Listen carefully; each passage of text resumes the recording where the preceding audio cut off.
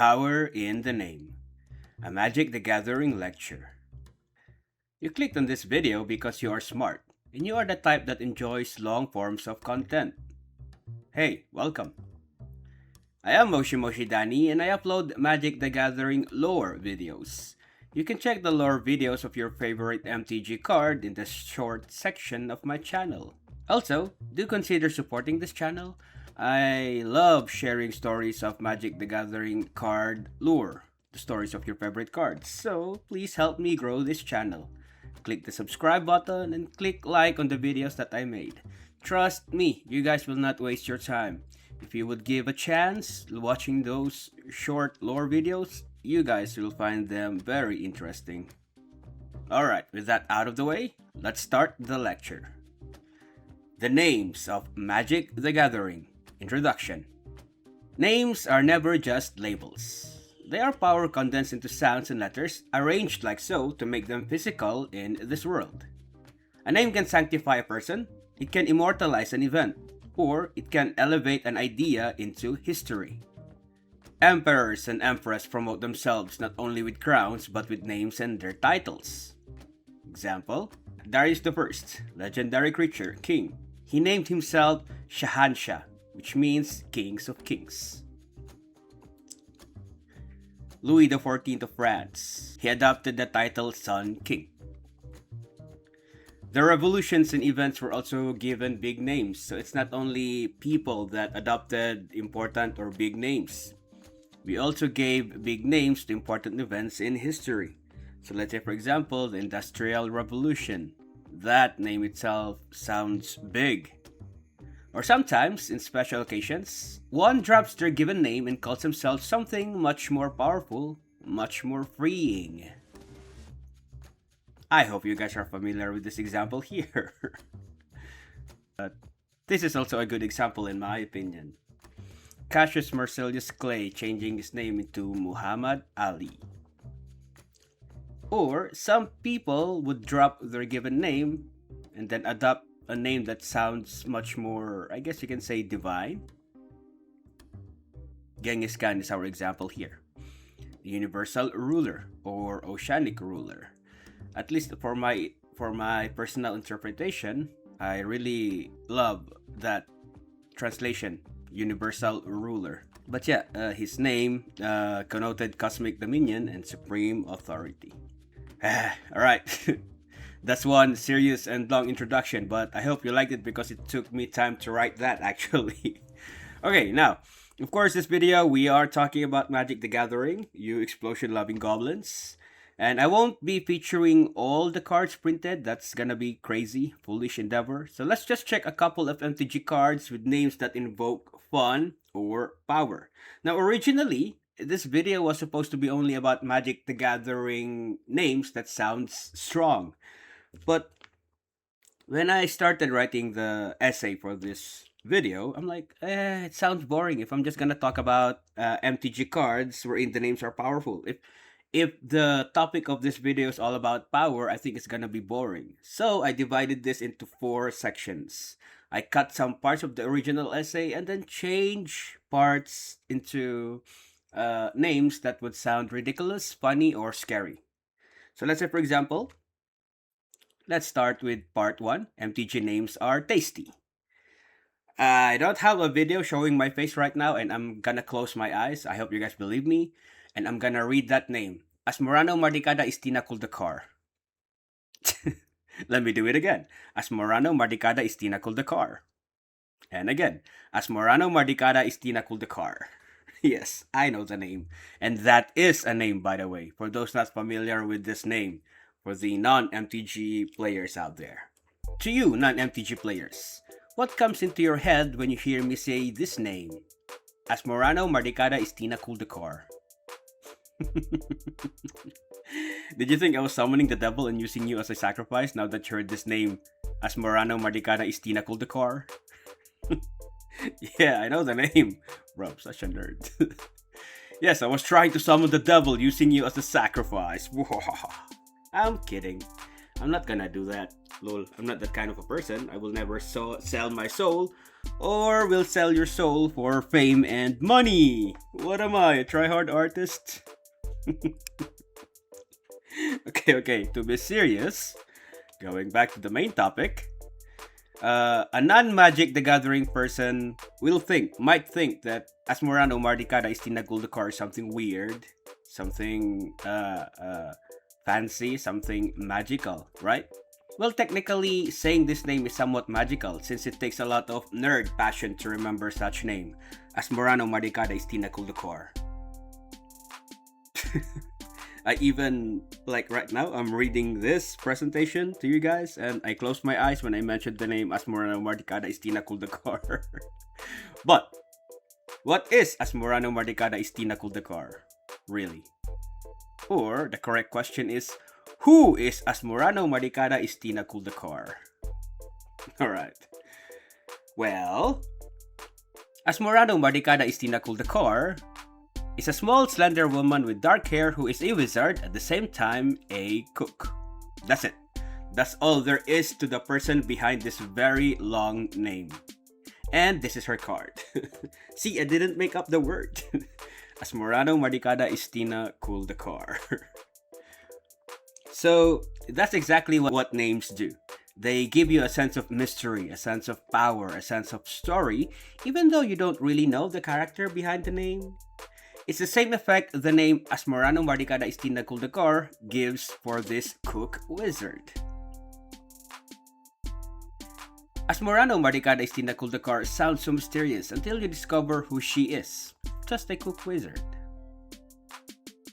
You thought I would leave out the story as to why this name, Asmorano Mardicada Istina Kuldakar, became famous or infamous in the MTG world lore that she comes from? I'll tell you the story. The story behind the name itself actually also gives credit to the name itself. Alright, this is her short lore.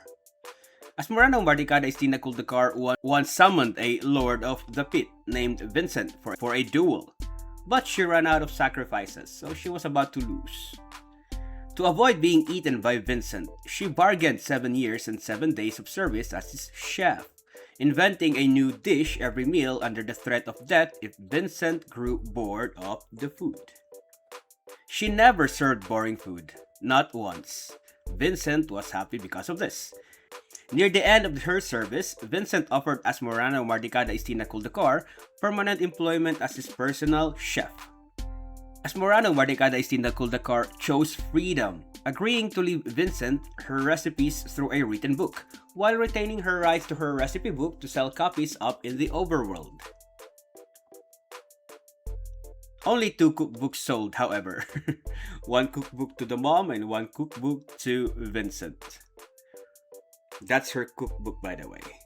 So, this annoyed Asmorano Mardicada Istina Kuldakar. She ordered her workers to burn the rest of the recipe book. However, the book survived. Why? Because her workers are lazy. The books reached the overworld. Copies of this reached the overworld and became wildly popular among the rich people. That rich people loved her recipes so much, they started cooking whatever is inside this book.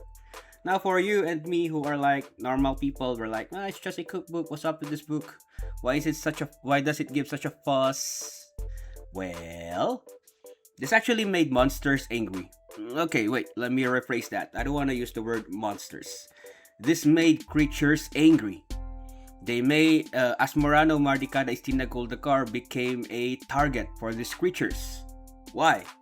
Because said creatures are actually some of the main ingredients inside this book. The monsters are being hunted as ingredients by these rich people. Yes. If you guys can think about it, Asmorano Mardicada Istina Kuldakar used creatures such as goblins, ogres, gargoyles, and more as main ingredients for her dishes. It is a bra moment. So, creatures started hunting Asmorano Mardicada Istina Kuldakar. Now, our girl is not that dumb. Fearing for her life, Asmorano Mardicada Istina Kuldakar wrote a second book, a cookbook about how to prepare a princely elf. how to cook a prince goblin, or how to make a dish out of a noble dwarven counselor. Yeah, if you're smart enough to follow, you understand. You should understand right now what's happening here. Yeah, the second part of her cookbook, I haven't, I couldn't find a card of that cookbook, but like it's not called the Underworld cookbook. I'm just using the first card cookbook to show you that she made a cookbook wherein the ingredients are now the rich people. Why did she do this? Well, she did this to divert the anger of those hunting her towards the rich people. Now, the monsters, rather, the lowly creatures, are hunting the rich people as ingredients for dishes. Well played, Asmo. Well played. There you go. That's Asmorano, Mardicada, Istina, Kuldakar. Alright, now let's jump to part 2. MTG names are spooky. Now, to be fair, there are a lot of spooky names in Magic the Gathering, but I chose this one to be the example for this presentation. Keeping the food theme going, another name that can give shivers even if you haven't seen the face of the card is Appetite for Brains. There are other candidates for spooky MTG names like Dance of the Dead, or Armageddon, or Headless Horseman, and others, but I chose this name to feature. Plus, hey, it's my video, so I get to choose, alright? It's my video, I get to make the decision which cards I want to feature. Anyway, trust me, Appetite for Brains is that spooky. Assuming you guys are not familiar with Appetites for Brains. First, the name itself is actually very visual. By visual, I mean reading this name will make you think something in your brain. Like you can imagine something inside your head. I'm not talking about the art on the card, but the word from the name itself and what they evoke inside us when we read the name Appetite for Brains. And I hope like you had this kind of imagery in your brain when I showed the title Appetite for Brains. It's like, you know, our appetite, somebody eating brains. The words are simple yet powerful enough to make us imagine of something that eats brains. Let's do a simple experiment here. Here is a blank card, but having the name Appetite for Brains only appearing on it. What do you see? What do you feel? What do you imagine? I hope it's the same things I had the first time I saw the name and the card, Appetite for Brains. The feeling would be like something like weirded out, bruh feeling kind of reaction. Worse, you imagine yourself eating brains. Bruh. Oh yeah, by the way, a little warning for this slide and then the next slide. It might be triggering for some people. Sorry about this. But yeah, if you imagine something like this and you felt weirded out, then there you go. That's the point I'm trying to make. Some MTG names would give you that spooky, weird feeling. Alright, let's go back to Asmorano Mardicada Estina Kuldakar's picture. Let's use her as the example for the cook here. Now she's holding a brain, as you guys can see. The combination of the words appetite, of, and brains sound spooky together, if not gross.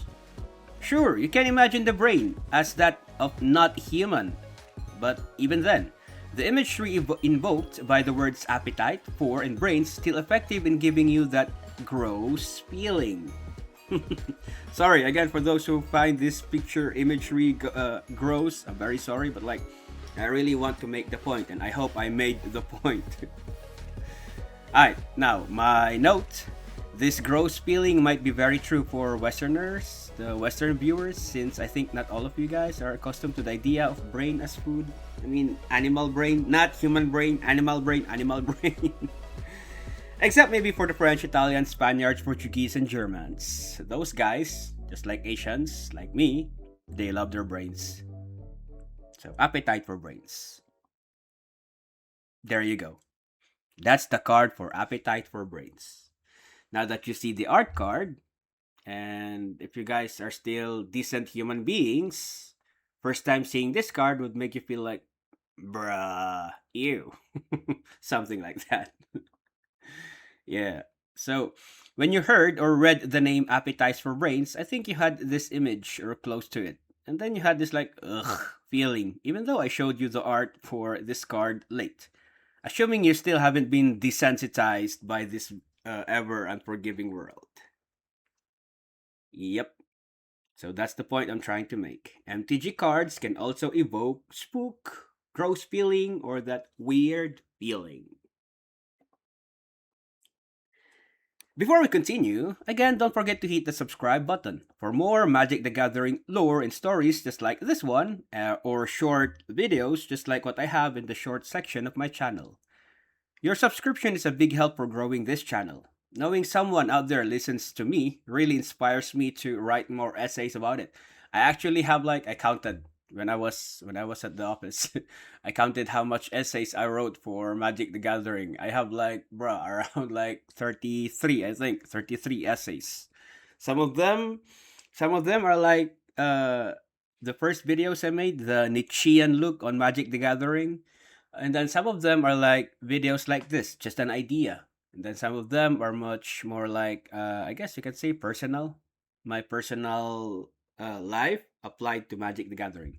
Well, anyway, it would really be a great help if you guys subscribe and supported this small channel. So click that subscribe button. Alright, let's continue. Part 3. MTG names are quite silly. This is just a list of 10 MTG cards with silly names. Let's start. This is Kaboom! That's the name of the card.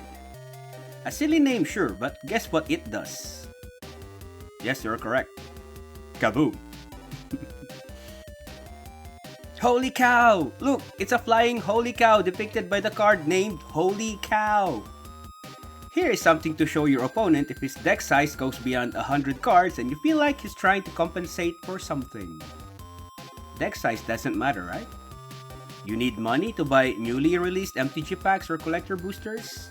No problem. This card has money for you. This is the sound it makes when you play and jiggle with it. I was talking about Jelly, by the way. Hello, human resource. I want to report a god toucher. She touched me inappropriately. I felt weird and scared because this touched me in parts and I am not comfortable with it. She touched my heart and broke it into millions of pieces. You know why you aren't getting those pricey MTG special cards despite you buying tons of boosters and collector boosters? Because you didn't say please. What's silly is a young goat is known as a kid. So, if this creature kidnaps a young goat, this card would have been named Kidnapper. Of course, WotC doesn't want to get in trouble promoting kidnapping, so it used an adult goat in the art, thus, the Goat Napper. Sometimes, a person just needs a good noggin whack to learn that begging for love is not healthy. Gee, I wonder what happens if I translated the name of this card to French. Hey yo, what's this? Oh hey, another card I can show my opponent. My future tilted opponents. Bonus silly nameplay. When she comes back, it is not a cathartic reunion like you imagine it to be. You are not the charming prince in her eyes, silly. To her, you are just a love-struck beast, can't you see? No. She's just back to shatter your will to be. Shatter your heart with her death grip, you silly wannabe. Alright, I know those who are grammar Nazi, you guys can see the wrong spelling, but you get the point I'm trying to make. MTG cards are sometimes silly. Alright, and of course, part 4. MTG names invoke power. Actually, I should have written here invoke power, but writing it as like this really makes me feel good. So yeah, this is the reason why this video was made, or that essay was made. I really love some MTG cards with very cool names, because those names evoke power. And this is one of the main reasons why I fell in love with Magic the Gathering. The names of the cards and their text, either the ability or the flavor text, they all gave me the sense of power. There is power in the name of Magic cards. This is the first card I ever owned, which I asked from my classmate. Reading the name, looking at the art, reading at the ability, reading the flavor text really gave me the sense of power. Yes, MTG names have powers. MTG names can evoke power in you. Now, quick rules I need to set for card to be considered in this list, on this list. When the name is read without knowing the lore, without seeing the card itself, the name should give off a power vibe. I will focus only on creatures and not artifacts or enchantments, and skip on popular names like Yawgmoth or Shieldred, even though they sound strong and powerful. MTG in universe only, no universes beyond included. Lastly, the creature featured doesn't have to be mythical or legendary. As long as the name sounds powerful, it will work for this list. Plus, again, I'm not gonna feature all printed MTG cards with powerful names.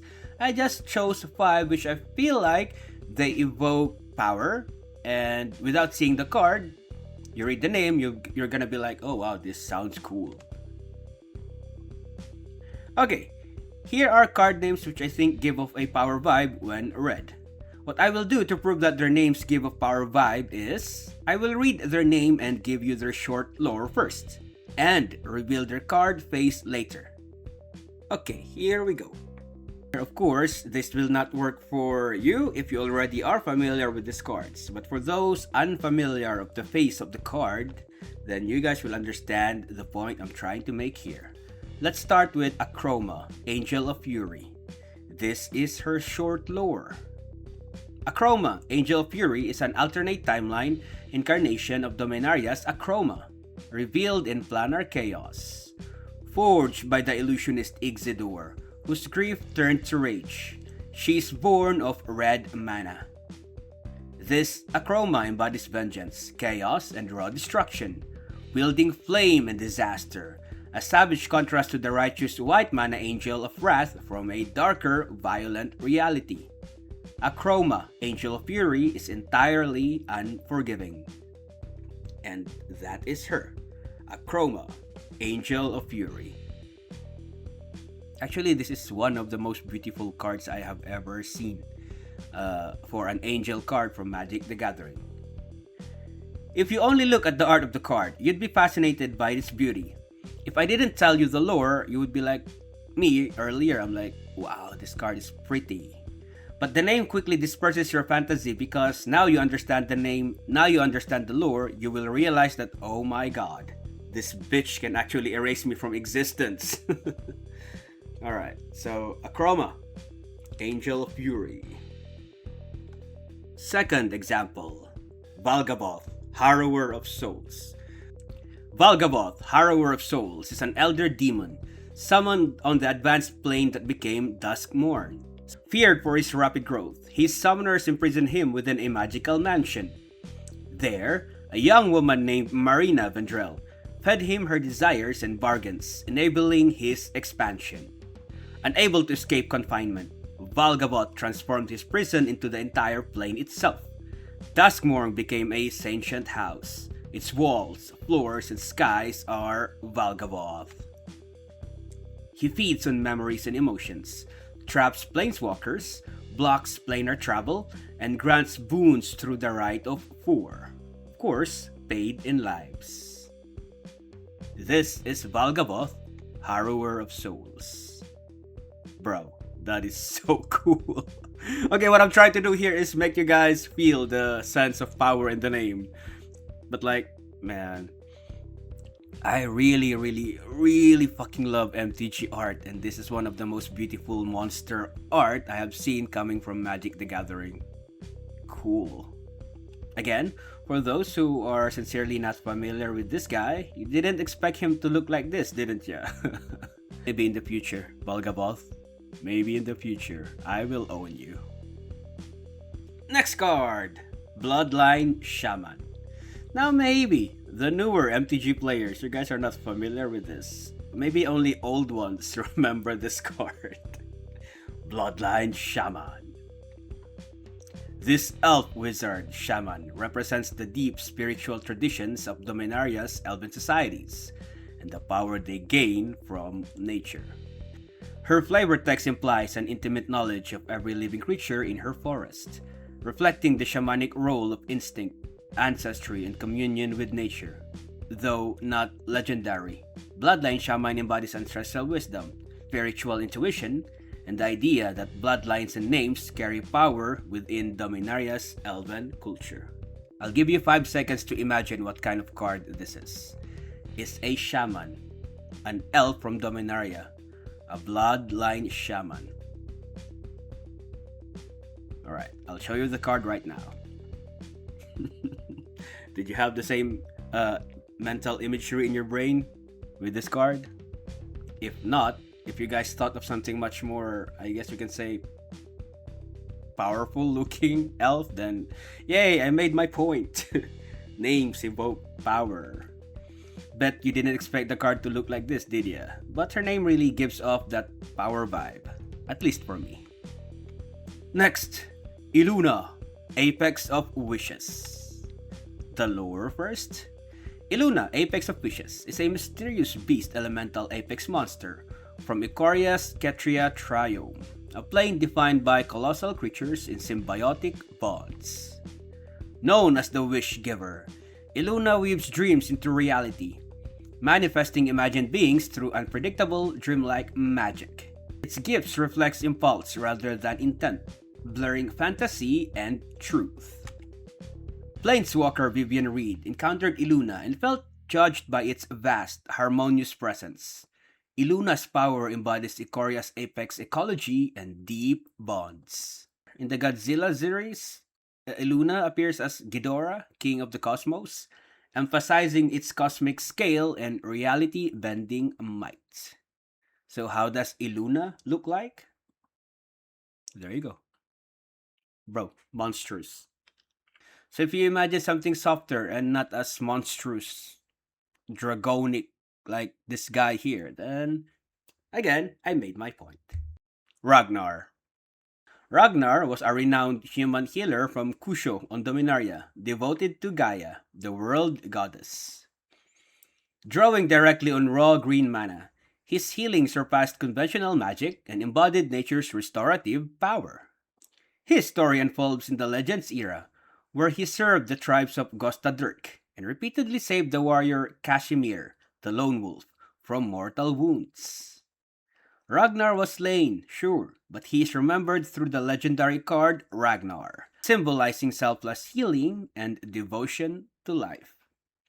Alright, a healer, Ragnar. I'll give you guys 5 seconds to imagine something in your brain how Ragnar looks like, for those who are not familiar with this card.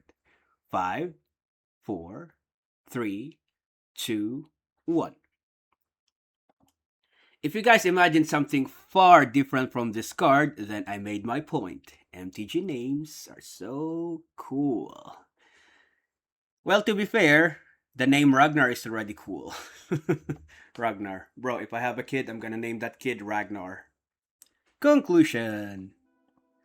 In Magic the Gathering, names are not just decorative text slapped onto cardboards. They are psychological weapons and baits for unsuspecting buyers and fans like myself.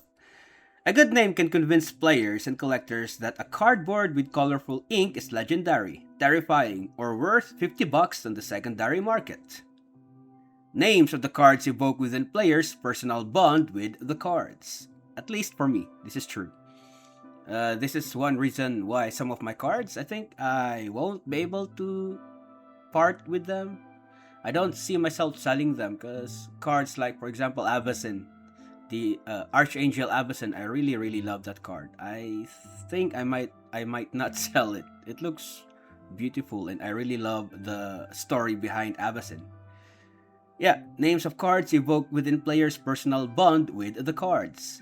That every time they say the name of their favorite card during a game, it's as if they are wheeling the card into existence. In life, it's almost the same. Names shape identity, reputation, and expectations in much the same way. A powerful name can command respect, spark admiration, or haunt someone forever.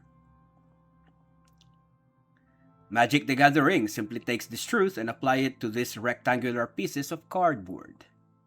So, yeah, what about you? Which Magic the Gathering card names makes you think of power every time you read them or cast them in your games? Share them with me in the comment section below and tell me why the names sound powerful for you. Before you go, please consider subscribing. I make Magic the Gathering card lore short videos. Check them out in the short section of my channel. Also, I will put up more content like this in the future, lecture style. I would really appreciate it if you guys help this small channel grow. So yeah, share this video, comment on this video, and click that subscribe button. Thank you so much for listening, you awesome person. Love you.